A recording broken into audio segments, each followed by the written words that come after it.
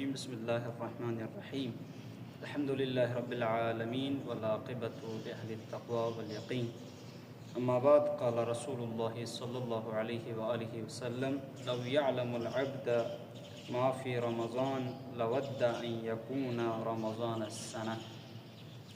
سامعین ذی وقار، ماہ مبارک رمضان باعظمت اور بافضیلت مہینہ اپنے فضل و کرم کے ساتھ جاری و ساری ہے۔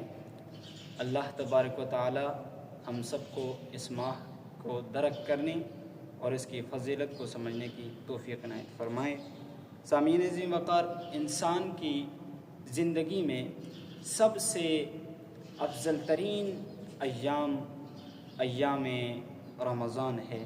ماہ مبارک رمضان کے یہ ایام ہمارے لیے سب سے بافضیلت اور اہم ترین ایام شمار ہوتے ہیں۔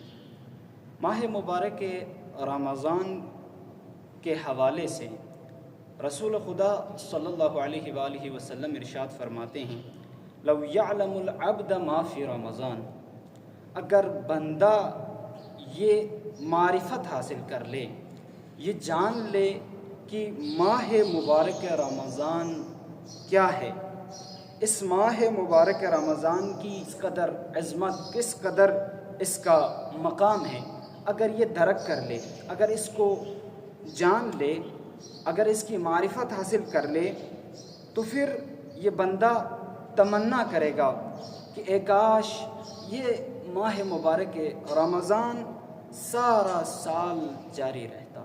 جو معرفت حاصل کرتا ہے اس کے لیے یہ 30 دن کم پڑتے ہیں، بلکہ وہ یہ تمنا کرتا ہے کہ اے کاش یہ سال بھر رمضان چلتا رہتا، چونکہ اس کو معرفت حاصل ہے۔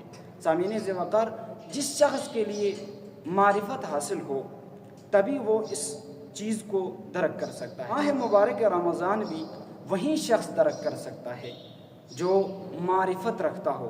اس ماہ کو کس قدر مقام عطا فرمایا ہے، اس ماہ میں پروردگار عالم نے رحمتوں کا نزول فرمایا ہے، برکتوں کا نزول فرمایا ہے۔ یہ ماہ مبارک رمضان انسان کے لیے ایک ایسا موقع ہے جس کے ذریعے سے انسان اپنے ایمان کو تقویت بخشتا ہے، اپنے ایمان کی تجدید کرتا ہے اور اپنے دل کو نورانیت بخشتا ہے، اپنے روح کی پاکیزگی کرتا ہے۔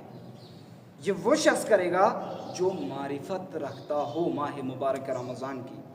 معرفت کے بغیر ہر عبادت، نماز بھی ہو، زیارت ہو، حج ہو، زکوٰۃ ہو، خمس ہو، جو بھی جہاد ہو، ہر چیز معرفت کے بغیر انجام دے تو اس کی کوئی اہمیت نہیں ہوگی۔ معرفت ہو تو اس کی اہمیت بڑھ جاتی ہے۔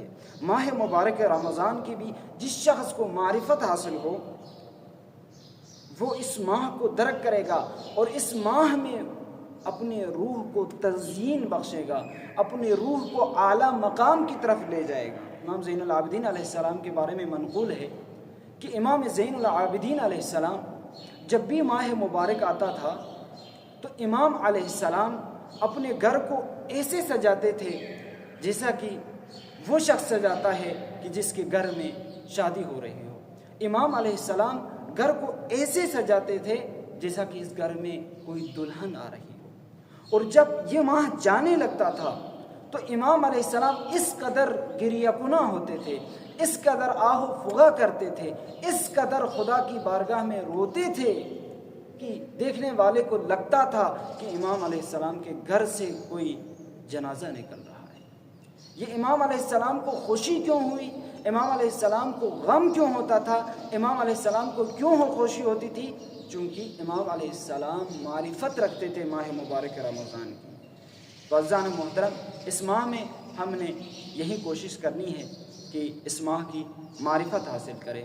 اللہ تبارک و تعالیٰ کی بارگاہ میں دعا گو ہوں پروردگار عالم ہم سب کو اس ماہ کی معرفت حاصل کرنے کی توفیق عنایت بخشے اور اس ماہ میں جو بھی مومنین جو بھی عمل انجام دیتے ہیں اللہ تبارک و تعالیٰ اس کو قبول فرمائے۔ انہی چند کلمات کے ساتھ والسلام علیکم ورحمۃ اللہ وبرکاتہ۔